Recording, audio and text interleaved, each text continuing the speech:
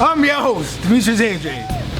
Whenever I'm done having a tremendous day working out and I need to get a deep sleep, I go to ZMA. And what this does is put you in a deep sleep, relaxation, and it's going to give you fast recovery at night.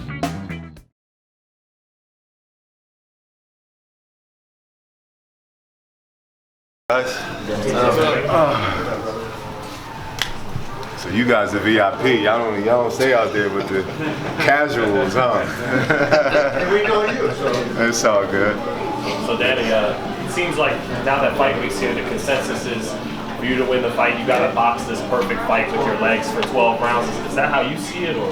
Yeah, that's kind of been the notion of the fight, especially the general public who truly don't know what I all bring to the table. You know, I have so many different things that I can do inside that ring. I mean, we've seen it in my last fight with Serbian Derevchenko. I use a different style that you guys are not normally used to seeing, and it benefited me to get the victory. And for this fight, I look forward to doing the same, putting everything together, figuring out what I need to do inside the ring, but ultimately just making it a decisive win. I don't want no controversy with this decision. Well, I mean, because the Triple G fight kind of wound up being controversial, came up just that short. So do you feel like there's anything in this fight you need to do different from that experience that'll make the difference between just losing by that much and winning the fight? Maybe letting my hands go a little bit more, even though in the Golovkin fight we did let our hands go a lot. And landing the more significant punches. Sometimes Canelo has the crowd, and even when you block certain punches or combinations, the crowd go oohs and ahs, and that can be somewhat, of an influence to the judges. But I'm very comfortable with the judges that we have, so there's no controversy with that. I'm happy with the referee that we have. So for me, it's really ultimately up to me to go inside the ring and do my job, because I know that, I have and all that I asked for was a fair shake. With everyone talking and bringing up the judges and things of that nature, I've always said and agreed that, yeah, Canelo does sometimes get favoritism in Vegas, but all I ever wanted was just a clean shot to go in there and face one of the best to prove that I'm the best. And I think that we've got that with the panel. What did the judges? If I could, when you were at your low point fighting cancer, could you ever imagine that you would be at a point like this where you're fighting in the biggest fight of the year and fighting, maybe the biggest star in boxing? Absolutely not. And my lowest point to me was when I had to move back in Brownsville with my mom, and I was sleeping on my mom's couch. And even at that time, it was still really hard for me to maneuver and walk and do all of these different things. So, sleepless nights, times where I used to cry, times where I used to just even doubt if I could even walk right again. I never thought about this opportunity. I always just wanted to get back into boxing, and see how far I could take it. But I never thought that I would fight for a world championship and, fight the biggest names in boxing and have the biggest opportunities with so many different people backing me. I mean, this is the greatest opportunity that I can even have, let alone dream about. So I'm looking forward to taking advantage of it all. And how did your mindset change when you've been through that now adversity in boxing probably looks a lot different than, real adversity? Well, to me, it really motivates me through training, and really motivates me mentally when I'm going through, because boxing is all mental. Sometimes you can get nervous, sometimes you can doubt yourself, sometimes you can feel as if you don't belong. But all of that is behind me. I feel like this is my time. I feel like this is destined for me. And all my trials and tribulations have got me to this point to where I'm mentally strong. And the mental has got me to a place where I can be physically at my best. And I'm in stellar shape. I'm looking forward to putting it all together come fight night. And last question on that topic. When you said you had to move back in with your mom in Brownsville, was it because you needed her to take care of you physically, or was it because money-wise you just had nothing going on? Well, at that time, I was the golden child, right? And, things were coming at me so fast. I was with De La Hoya and those guys, we was with Golden Boy, right? And we was fighting every other month, or every month we was fighting, right? Yeah. And we would come to Vegas and go back to New York and, fight in so many different places. So, for me, I thought that it couldn't end. And my spinning habits, down to so many other different things that I can say, but it led me to a place where not only financially but physically I couldn't take care of myself, and I had to move back in with my mom, and you know, to make sure that I can be okay. And I still have my child, I have my lady, I had so many different things and so many hurdles that I had to jump over for me to be at this point now, which I'm grateful for. The assumption is that Canelo's going to be the guy kind of coming. He's going to kind of come forward. Say that one more time. The assumption is that Canelo's Okay. going to come forward, but we've also seen him, you know, the first Golovkin fight, Yeah. for example, where he boxed a bit. What are you expecting to see from him? I really don't know. You know, I really don't know how Canelo views me. You know, I know Golovkin is bigger than Canelo, and he was sort to be maybe one of the strongest fighters Canelo has ever faced.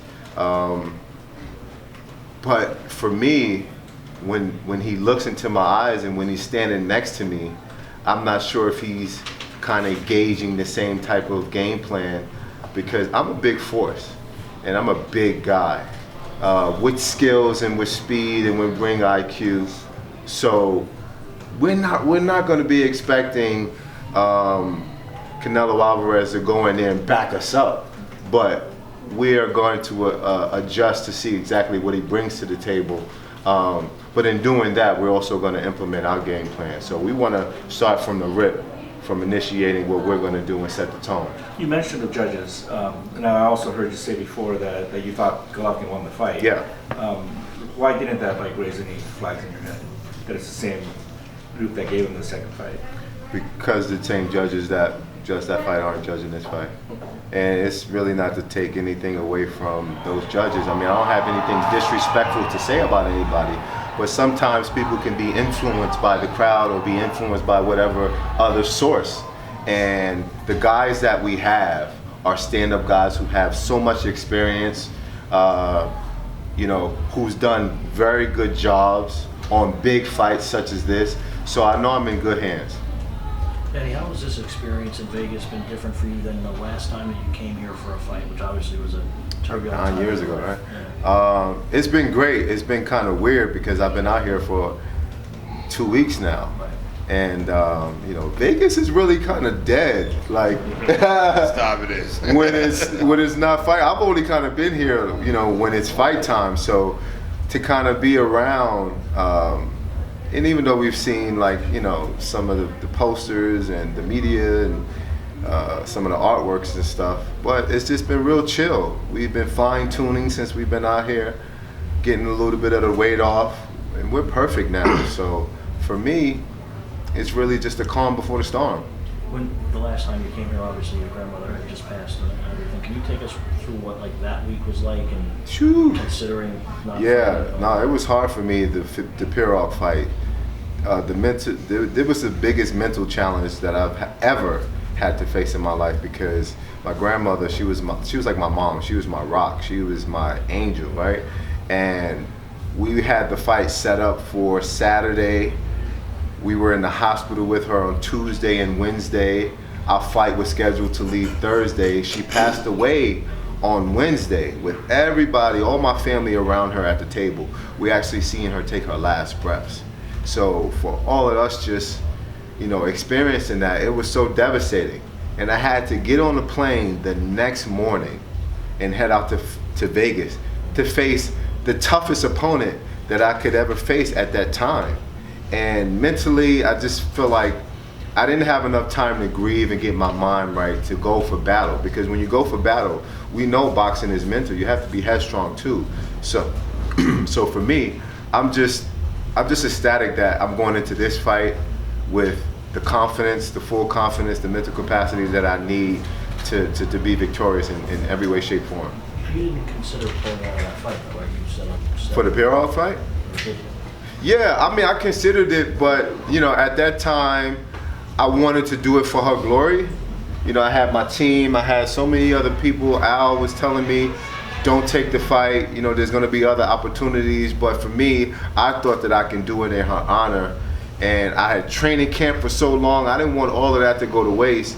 And, you know, I made the judgment call, but it was the wrong call. But I'm grateful for all that happened, because it mentally made me a better person, a better fighter, and mentally strong in this point in my career. And just like, you know, you asked a question before, what's the difference between back then and now. Back then, Danny was a boy. Right now, he's a man. Well said, yeah.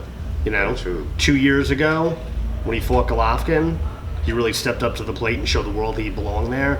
But I think this fight is happening at the right time. If it happened 2 years earlier or 6 months later, it wouldn't have been the right time. Right now is the right time. And I have a funny little feeling something dramatic's going to happen Saturday night that nobody's going to expect. Hey, Danny, just going into that fight, when you were knocked down, were you capable at all going on? Robert Byrd kind of pushed you down in that. Yeah. Like, you know, do you remember that finish there? And was there any capability of you getting back up? Never in my life have I seen a referee push a fighter down at the count of 4 or 5. Didn't give him a chance. And it's a world title opportunity. I felt like I need to have been handled with a different type of care, right? Give me the opportunity to go to 10 to where you can say I was knocked out, not make the judgment call for me, because I was very conscious even on the floor. I was thinking in my mind, take your time. I mean, yeah, it was a great shot. I went down. I seen the stars, everything that you see when you get clipped. But I was breathing. I was gonna get up and just like Tyson Fury and The Undertaker. I went to, get up like The Undertaker, right? And show him that I was ready for battle. But he made the judgment call for me. And all I can do is look at it as just a learning experience. But for me, I thought that in that moment, if I was a referee, especially a fight of that magnitude, being a world title fight, I would have gave him the count and the opportunity to get up. Let me go out on my knees. Let me go out fighting. Let me go out swinging. So he made the judgment call for me, but only he knows what was going through his mind at the time. So, I mean, I'm past that. I don't hold him accountable for it. That what has happened has happened. All I can do is just use that as an example to, Well, just to follow up on that though, because if you're, healthy enough to fight on, you want to win this title for your grandmother, and that would have been the greatest thing that you could do to get up off the canvas to win the fight. Has that haunted you, the fact that you didn't get that opportunity to finish the fight and try to do for her what you wanted? That haunted me more than the loss did. The referee making the decision for me haunted me so much more because I knew what I had left in store. And even though I was hurt and mentally and physically I wasn't at the best, I still felt like I could have finished the fight. I mean, we were still winning the fight. We were ahead on all scorecards in that fight. So I was still in the fight. We were in the game. But he decided to make that call for me.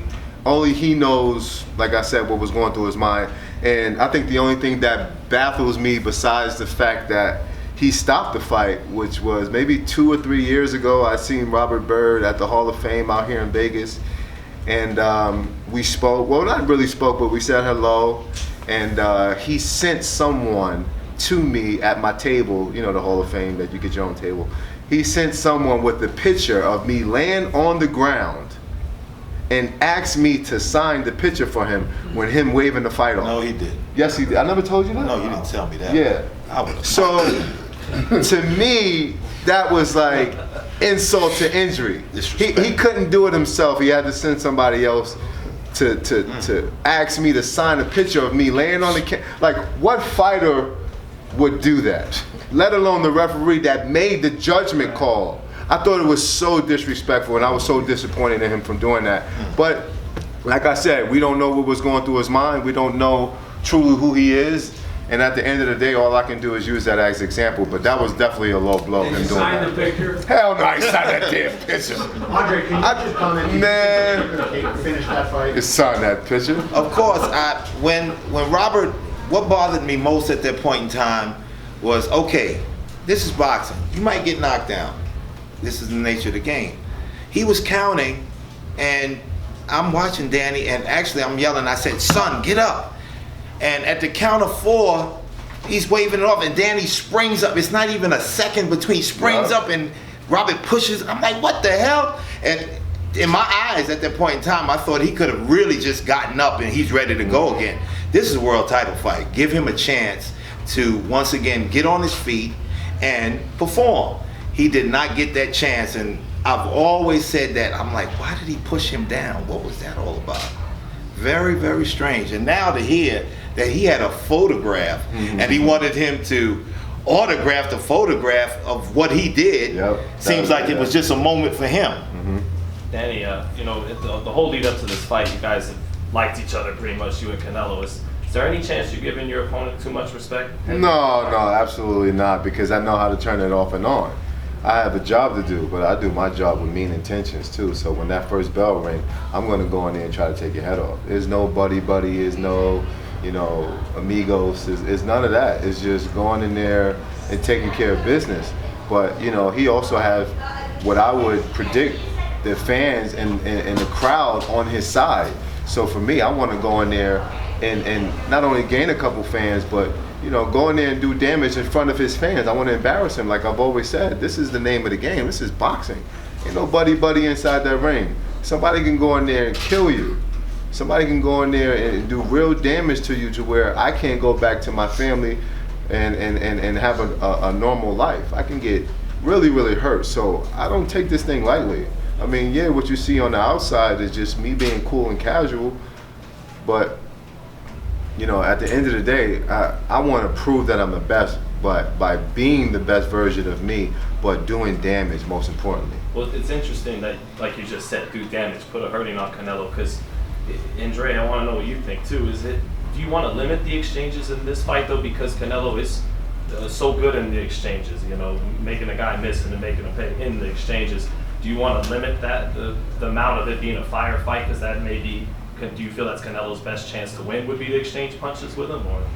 Well, this is called the art of boxing, to strike without being struck. So of course, that's what it is. We do not want to be just playing rock'em sock'em robots. Right. Although if it came down to that, I'd expect Danny to be well ahead because he has incredible flash combinations that he throws, and if he gets you hurt, he will rumble you down to the ground. And I think that would be in Canelo's least best interest to try to engage in a massive firefight. I believe he would lose each and every time he tried, because we're not going to throw a 1, 2, 3 like Golovkin does. His arsenal is 1, 2, 3. Stop. 1, 2, 3. Danny's arsenal is 1, 2, 3, 4, 5, 6, 7, 8, 9. That's where it comes from. And once again, our job is to keep him under our control, not to be, oh, I'm at bay with Canelo. I'm moving and retreating from Canelo. Danny's the bigger man. He's the stronger man. He's the faster man. If he has to put his feet in that ground and start digging on him, you're going to see something very explosive. Danny, you talk about your grandmother a lot. In the years that have passed, how much do you think about it before each fight? And what do you think she would think about this moment, seeing that you've gone through all the adversity with cancer and now you're on the biggest stage of your career? I mean, I think about my grandmother all the time. I mean, I try not to think about it close to fights or, you know, right before fights, because it gets me emotional still. I mean, when you've lost someone that is your everything, it's kind of hard to not feel those emotions rise each and every time. I mean, the last time we did an interview, we talked about my dad, and, you know, so I still have pain within from my past experiences, but I know how to turn them off and control it so that I can be my best version inside the ring. And you know, boxing is mental, so I have to go in there with a clean slate, with a focused mind, and want to go in there and do damage. I can't think about anything else other than getting the job done. You talked about nervous energy. When's the last time you were nervous for a fight? It might have been the second Sergio Mora fight, and it wasn't because I was fearful of anything, but it was you know, I don't even know what it was. You know, we already beat him. You know, we was going out there, but I was extremely nervous. Normally Andre slaps me, right? When I tell him, Dre, I'm a little nervous. You gotta, you know, help me out. So he slaps me. He was like, get yourself together. You know what I mean? And we went out there and we did the work, but, you know, I spoke to a good friend of mine, Andre Durrell, years ago. And he told me every fight he gets nervous backstage. And he says, you know, I don't even understand why I'm even doing this, you know, how much I get nervous, but we're human. you know, but I do a lot of meditating so that I can control that aspect of it to where I can be mentally focused and strong and go in there with just no nervousness, because sometimes nervous affects you in a bad way. You know, your legs may take a couple rounds to get strong, or if you get hit in that first round, you might not be able to take the shot. But I've been at this platform before, I've been at this stage before, maybe not of this particular magnitude, but I've had thousands of fans in the crowd cheering on the fight, knowing that millions of people are watching in the world. So I've experienced this before. So it's not my first rodeo. I don't look forward to being nervous. If anything, I'm excited. I want to get in there, and you know, I don't want to say I want to bang, because you know you're gonna take that as me going in there and just want to knock them out. But I want to bang. I want to give the crowd a good show. Hey, let me tell them a story. I'm gonna tell you guys a story when we were fighting Kid Chocolate. So we get in the back, and Danny says, "I'm nervous." I said, "Okay, bah! Let's get ready to rock and roll." So he warms up, and he comes over and says to me, "I'm gonna knock Kid Chocolate out." So I said, "Okay, good." I said, "But let's just be careful." And he says it again going out. He said, "I'm gonna knock Kid Chocolate out." So I'm expecting Danny to come out, you know, stick, sharp, get it going. He jumped on Kid Chocolate like Kid Chocolate stole his lunch money, and I was surprised. I'm like, oh my God, he beat him into oblivion. And I just a moment of it, because you never know with Danny, but that was a spectacular moment. So you guys look out. You never know with Danny Jacobs. Danny, do you think with that fight, I was going to ask you about the Kid Chocolate fight. You know, Peter is a good fighter, but he's a guy that also kind of thinks a lot and lets things get in his head. Did you jump on him for that reason, because you know he's probably back there nervous and he's thinking about you and thinking about all the possibilities of what could happen? No, I jumped on him because that's in my nature to do when I have a guy hurt, is just to go in there and try to knock him out and get the job done. And we have our drills that we do, that we formulate a game plan just to go in there and throw punches and bunches, and if you don't get the knockout, then eventually the referee will see a lot of unanswered punches and they'll stop the fight. So when we had him hurt, you know, he was one of the strongest fighters that I've ever faced, and he didn't even hit me. I felt the wind go past my ear when he threw a right hand, but just seeing his physique, I knew it was going to be a long night had it gone to decision. So that also probably helped me and motivated me to get the job done as soon as I could. A lot has been made about the weight in this fight and rehydration clauses. We're only on Tuesday, but how are you feeling weight-wise? Weight-wise, I'm great. I'm stellar. You know, this whole 10-day weigh-in for the next day, that's not really going to affect me, and it's definitely not going to dictate what I'm going to come into the ring as, because if that's the reason why they implemented it, because the IBF took that rule away once it's a unification match. So it was definitely something that Golden Boy implemented, so that I'm not sure if they're looking at it as an advantage or what, but it was their doing.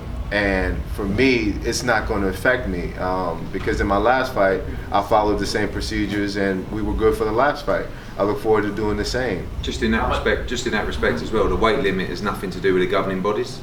So if Danny came out in over the 10 pounds, it has no relevance to the titles on the line for this fight. Mm-hmm. There's penalties though, right? Yeah. Monetary penalties? Yeah. How much do you think you're going to come in? Because you still have all day to eat lunch and everything else. Well, I want to come in what I've been my whole training camp, which is about 174, 175. So I want to gain about a good 15 pounds. That's to me where I'm at my optimum. Anything over that, I'm sluggish. Anything over that, and that's with this whole Triple G thing where I came in 180, 85 pounds. If you see me perform at that level, it's not the best. I'm super sluggish, I'm not fast, especially the way I was moving on my feet. You're not gonna get a type of performance out of a guy that's overweight. It's not good for your body to gain so much weight after a weigh-in like that and perform. You're not gonna be at your best. So 10, 15 pounds for me is, well, 12 to 15 pounds for me is perfect. Danny, I've been wondering, the 2 years after the Golovkin fight, you've had to kind of sit on the sidelines in some ways and kind of watch him and Canelo, Golovkin and Canelo go at it. At the same time, you were kind of able to parlay, that performance in the Golovkin fight into some decent paydays from HBO. And I was just kind of wondering, these 2 years, as you kind of watched these two guys go at it, was it frustrating at all for you, or were you kind of satisfied with? Oh no, I was cool. I knew my opportunity was going to come. I just knew I had to work harder for it. And having a great team to kind of structure my career in the path that, you know, I'm getting all these opportunities, I knew one day my time was going to come. You know, I know that the performance from the Golovkin fight had a lot of guys, you know, a little nervous and look at me as, you know, high risk, low reward. But once I got that opportunity to become champion when I faced Sergey Derevyanchenko, I knew that everybody was going to either come for me or accept me as an opponent because I have something to offer to the table. Not that I'm just a threat with no belt and they want to look the other way. So I'm grateful for my team for making it happen. But ultimately, I just want to thank my team for, you know, my ground team, my trainers, everybody who's on the floor with me for sticking by me and putting that hard work with me when, you know, boxing is one of those sports where sometimes if you lose, you know, that might be it. You might not ever get those opportunities again. So I'm just grateful for everybody who stuck with me, especially Eddie and DAZN for stepping up and my man Keith for making the deals that he's been making with me. I'm the happiest fighter. I'm like so extremely excited to have all of these opportunities, you know, and it's really now up to me to go in there and do my job. You talked at the beginning about not wanting any controversy this time, and you know, let's theoretically say you were to drop a close decision. Yeah. Do you feel another opportunity like this will come along, or does it feel like, you know, where you are at this juncture in your career that you really do have to kind of win this to remain? No, I mean, the middleweight division is smoking right now. And even though I don't see there being any controversy or me taking a loss, but there's still so many other fighters out there with big fights to be made. So I look forward to, after however many fights I have with Canelo, because there's also a rematch clause in there, that I go out there and fight the best of the best. And I've always wanted to, you know, face top guys. I'm not going to name them right now. I don't want to get nobody no shine. But at the end of the day, I've always wanted to fight these guys in the middleweight division. The rematch clause, just to clarify, that's for Canelo. That's for Canelo, yeah. Can the zone exercise that, or is it just on? Do you know if it's just on the fighter? Canelo. Danny, I just want, when you referenced Keith, you know, negotiating the contract he did, and of course, most of us think he should be the manager of the century, maybe rename the award after him. But, you know, there's a fine line between, you know, getting so much money that you become satisfied and still, you know, still being hungry. Where do you know, you walk that line, because you're making this payday, that's an incredible amount of money that'll change your life just this one night. Where do you walk the fine line between retaining the hunger and doing, you know, not sleeping on the silk sheets like Marvin Hagler? Right. I love that quote, by the way. And then being able to, you know, be rewarded for the work and all the stuff you've done. Well, it's all about the mental. It's all about how you view all of these things. And for me, money is just an object now. I mean, yeah, it's a great way for me to take care of my family and have the things that I've never had, give my son the best life. But I don't look at that as, yeah, I've made it, or I don't have work to do. You know, I look at the glory. I know the money comes with it, you know, but I look at beating everybody, I don't like taking losses. That's just point blank simple. So I like to go in there and prove that I'm the best against each and every fighter that they consider to be amongst the top. And Danny, you know, I heard you speaking recently about culture that Brooklyn had in the 80s, had a lot of culture. Mike Tyson would have his image up as the heavyweight champion from Bed-Stuy. Do you feel like you win this fight, you're the best fighter from Brooklyn since Mike? Man, I wouldn't even say that. I wouldn't even know. That's really for everybody else to judge. I would never put myself in a position to where I would level. I'll say it. He will be the best fighter since Mike Tyson if he wins this. When he wins it. Yeah, but I'm just happy to be amongst the great of Brooklyn fighters. You know, Mike was one of my biggest idols. We all loved him and still love him to the day, and just to be following in the same footsteps and paths that he had, and me kind of see him from a child to know that I have the same opportunity and platform, is surreal. Yeah. Last question, guys. You and Andre have obviously been together for a very long time, you're like family. Were you surprised recently when Triple G got rid of Abel Sanchez? Oh man, I thought it was, I ain't gonna say hilarious, but I thought it was just like, you know, I thought it was funny because Abel is not the most pleasant guy when it comes to criticizing Triple G's opponents, right? He was talking a lot of negative things about me and Canelo and saying that we're fighting for Golovkin's belts and so many other different disrespectful things, but You know, he just lost about maybe what 3 or 4 fighters in a row. 4 fighters in a row. I mean, I'm glad that I got my trainer that been here since day one, that made me who I am today. That I can catapult. Not when we get this win, not only I catapult, but he catapult as one of the best trainers in the world. To me, he is. So when I see all of these other trainers saying so many negative different things, and then all of this stuff happens, I just smile, man. Especially Abel. Especially, I wish bad on nobody, but smokes. Were you surprised, Andre, that it happened or no? No, I was waiting for it to happen. That's funny. He's the worst.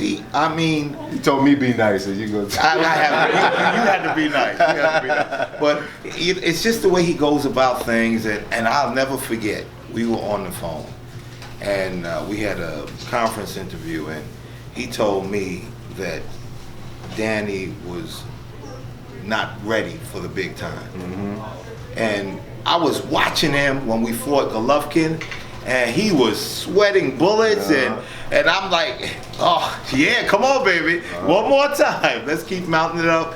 And I don't wish bad on anybody, I really don't, but sometimes you could talk so much that you talk yourself right out of a situation, and that's what Abel Sanchez did. But best of luck to him. Yeah. Best of luck to Golovkin and whatever they choose to do. Hopefully, me and Golovkin get it on in the near future. That's definitely somebody who I still have my sights on, even though I'm not overlooking Canelo in any way, shape, form.